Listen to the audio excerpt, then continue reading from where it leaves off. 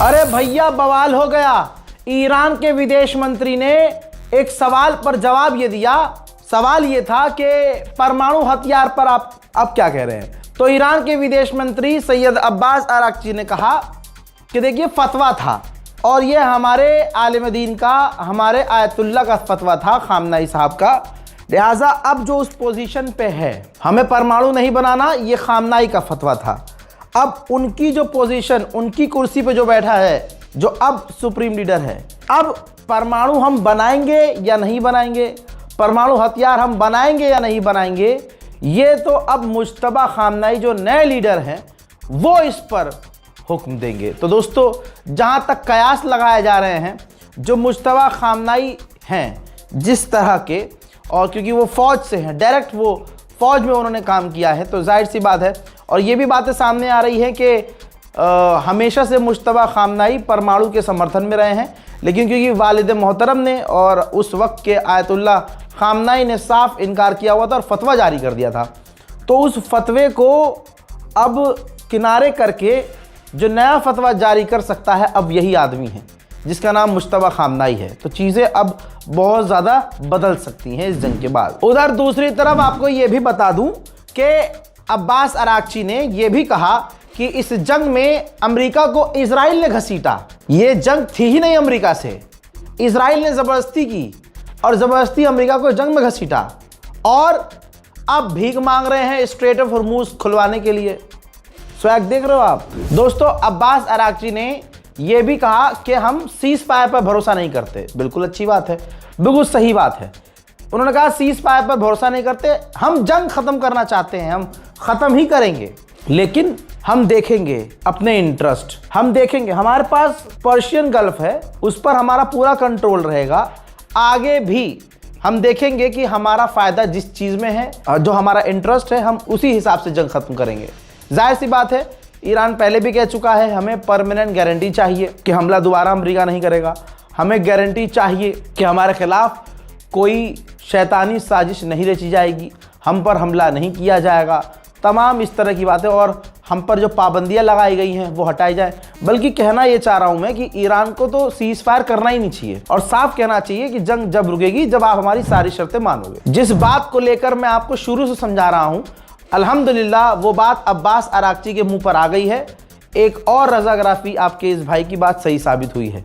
उन्होंने कहा कि हमें जान देने से कोई गुरेज नहीं है।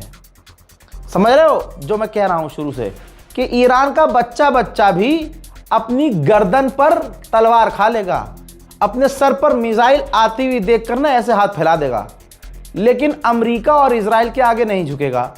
जिनके बाप दादा डोनाल्ड ट्रंप की एक कॉल पर पैखाना कर देते हैं पैंट में, उनकी नस्ल की बात तो यहां करिए ही मत। उनकी तो अब उनका जिक्र ही छोड़ दो भाई।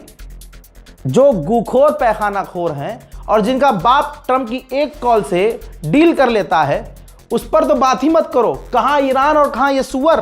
दोस्तों, ईरान को एक बड़ी कामयाबी ये मिली है कि ईरान ने कई सारे लोगों को गिरफ्तार किया है। ईरान के अंदर ही हथियारों के साथ, विस्फोटक के साथ और एडवांस विदेशी हथियारों के साथ, जो मूसाद के लिए और विदेशी एजेंसियों के लिए काम कर रहे थे, ईरान में आतंक फैलाने के लिए। दोस्तों, इस जंग में इजराइल एआई का भरपूर इस्तेमाल कर रहा है। कभी वो नेतन्याहू का एआई वाला वीडियो शेयर करता है।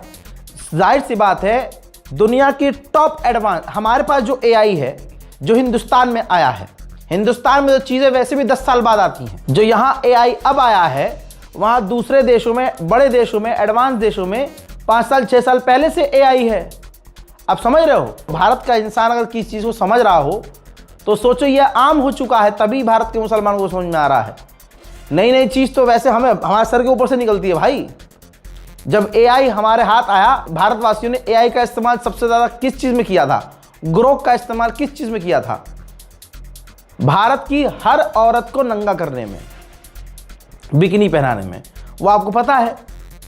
तो ये हमारी मानसिकता है, ये हिंदुस्तान की जनरेशन की इतनी ही औकात है सोचने की। लेकिन जो दुनिया के टॉप, जिन्होंने एआई बनाया है, तो जाहिर सी बात है भाई, जिन्होंने एआई बनाया है, जो तो सबसे पहले से एआई इस्तेमाल कर रहे होंगे। हमें तो पता ही नहीं था कि एआई होता क्या है, वो इस्तेमाल कर रहे थे। और आज अगर हम खुद अपने हाथों से, मेरे जैसा इंसान एआई से बेहतरीन फोटो वीडियो बना सकता है, इंस्टाग्राम पर हर दूसरा आदमी आपको एआई से बढ़िया वीडियो फोटो बनाता दिखा रहा होगा कि हम ऐसा कर सकते हैं, इसको ऐसा ट्यूटोरियल दिखा रहे हैं यहाँ। तो सोचिए अमेरिका और इजराइल क्या एडवांस लेवल का काम कर रहे होंगे एआई पर।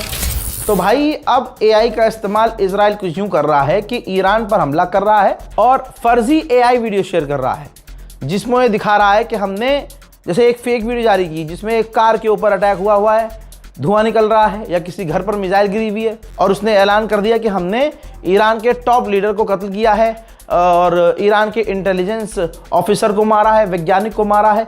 वो वीडियो खूब वायरल भी हुई, कई जगह हमारे पास भी वो वीडियो आई। अब वेरीफाई कौन करे? ईरान ही तो करेगा।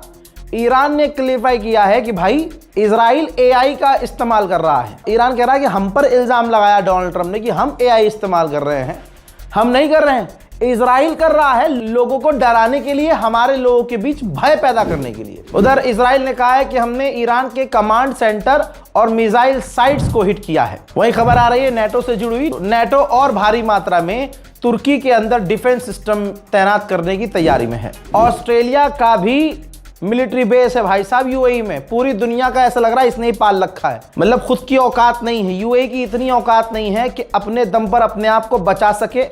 ससुरे ने पूरी दुनिया की मिलिट्री बेस को जगह दी हुई है, फिर उस पर उछलता है कि हम सबसे सेफ हैं।